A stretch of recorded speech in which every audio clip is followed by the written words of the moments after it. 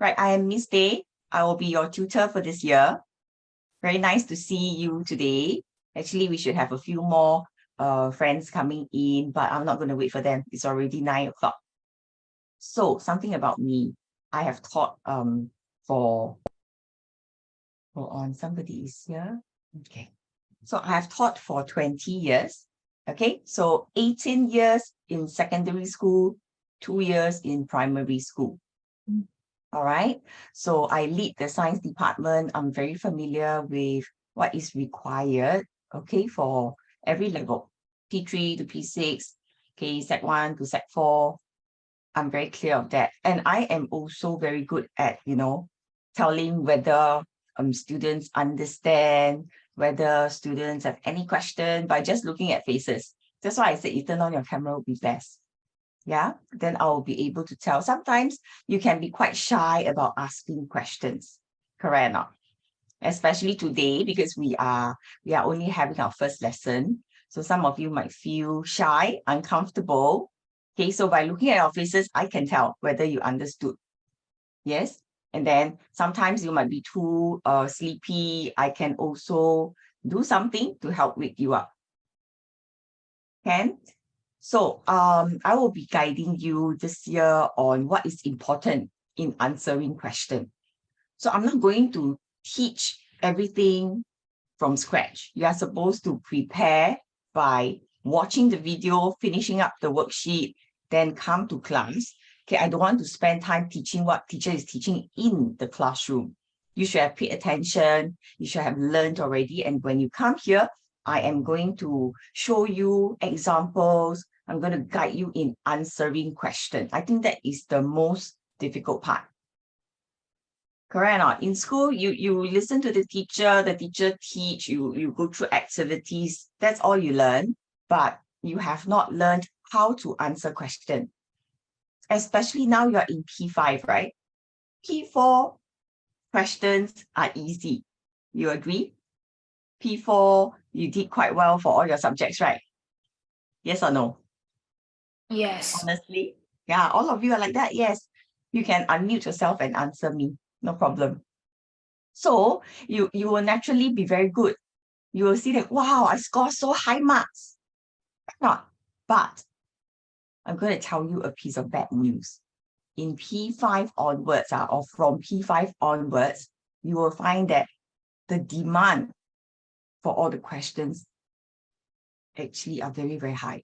So P4 at this level, P5 suddenly jump up to this level. You understand? Okay, P4 questions are easier because your teacher explained to you, they want to find out who are those students who cannot manage standard science. Okay, and then what happened to some of your friends? They go to the foundation class, right? You observe that, yes, because they cannot answer those P4 questions that are the basics. So they have to go to the foundation class where it's easier for them. So congratulations to you. Okay, all of you actually clear the exam and you are still in the standard stream. So you're doing P5. Okay, standard science. But it's not the end yet. You have not already succeeded and then reach your success. Not yet. This is just the beginning of your PSLE preparation. I will say it's P5 onwards, not P6. So if you're thinking that still have one more year to play, no. Okay, my own experience when I was teaching my students P5, when I was giving them assessment, okay, because they are all very proud, they said, before I did so well, I got 80 over marks, 90 over marks.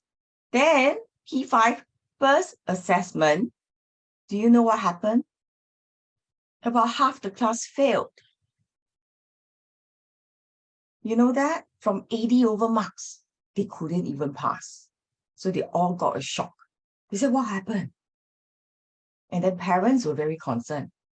So I explained to them, P5 onwards, okay, it is all about PSLE style questions. No more one word answer, no more short answer to all the questions. MCQ also become more difficult. All right, so you are supposed to be very hardworking from now on. Every day after you have gone through science lesson, go home and revise. Do you want to do well? How many of you aiming for AL1 for science, for PSLE? Can just tell me the truth, why not? You know, when I was taking a course 2 years ago, and we have an exam, okay, my lecturer asked, how many of you aiming for full marks? I put up my hand. I score full marks because I was determined to do well. Okay, I'm someone who is very determined to do well. So I want all of you to be like this. Can? Yes or no? If yes, give me a thumbs up. Good. I can see Wei Le doing it. Truly. Yes, all of you. Okay, except one person. Okay, he put a tick. Jue Xian, is it? Do I pronounce it this way? Okay, good morning to you. Right, I am Miss Thea. I have 20 years experience in teaching already. Okay, so I lead the science unit. So I'm familiar. Okay, I will bring in a lot of extra resources during our sessions. Okay, so the tutorial session is not going to be just going through worksheet alone. If you're fast enough, you can complete all the worksheets. I can consider bringing in a lot of quizzes and games. Science should be fun. Learning should be fun, right?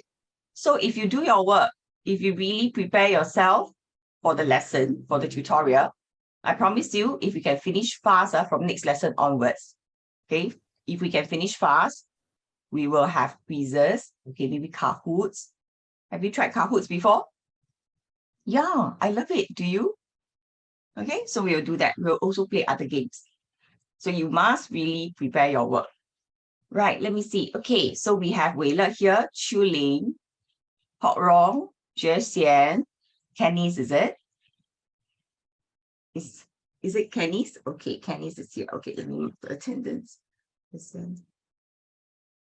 All right, so let me just share the screen with you now. So later on, just get your parents to come in at we end at 10:30, then it's 10:25. So 10:25, get your parents to join. Okay, and I can speak with them for a while. Let's see.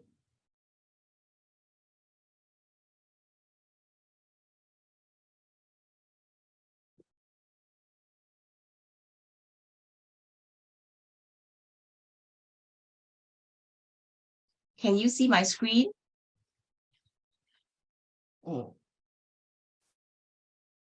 Okay, good.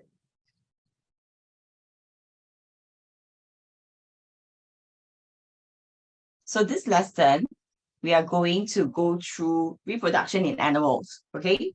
So from parents to young, what you need to know every single lesson. What I will be asking you. Hi, Hot Rong, I can see you now. Very nice to see you. Okay. Every lesson, I will be asking you questions like these, right? What you know, what you want to know, and what you have learned. Usually towards the end of the lesson. Yeah. Today, I wanted to ask you, but I cannot because I know some of you have not watched the video, right? You have not watched the video. You have not sorry, I haven't asked this second question. Have you done your worksheet? You have? How many of you have? Thumbs up, thumbs down. Okay. Chu Ling frowning. How about Jue Xian? Have you done your worksheet 1? Not yet. Hot Rong? Hot Rong done already, yeah, very good. How about Kenny's?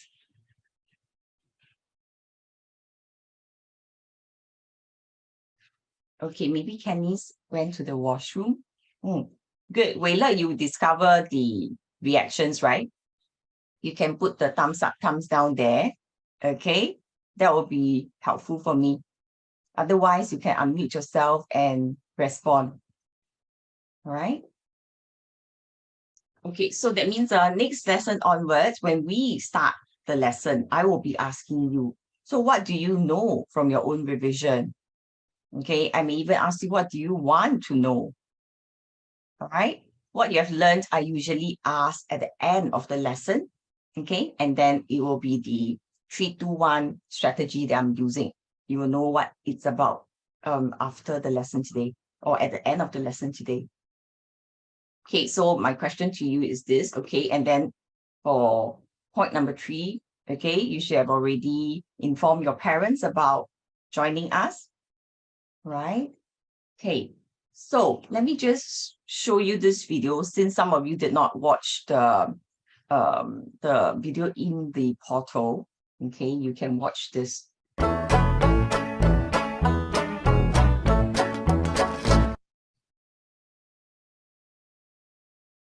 Look, there's Sarah and Asif. I think they've come for a picnic with their parents. That's right. But how do you know they're Sarah's and Asif's parents? You've never met them before. They look a lot like Asif and Sarah. All parents look like their children. Oh, a better way to say that is, Asif and Sarah look like their parents. It's the features and traits of the parents that are passed on to the children. I don't understand. Well, let's learn about heredity and the transfer of genetics today. The transfer of characteristics from parents to offspring is known as heredity or inheritance. Traits like eye color and height are transferred from parent to child. These are called hereditary characteristics. Hair, skin color, eye, and free or attached earlobes are a few examples of hereditary characteristics that are transferred from parents to offspring. Let's look at this family. The daughter, Sarah, has straight brown hair just like her mother. The color of her eyes is brown like her father's. The son, Asif, has the same complexion as his mother and the same nose. But the color of his hair is black like his father's. But how are these traits passed on from parents to the offspring? Good question. The answer lies in the nucleus of each cell in our body. The nucleus contains thread-like structures called chromosomes. Chromosomes are the basis of heredity and occur in pairs.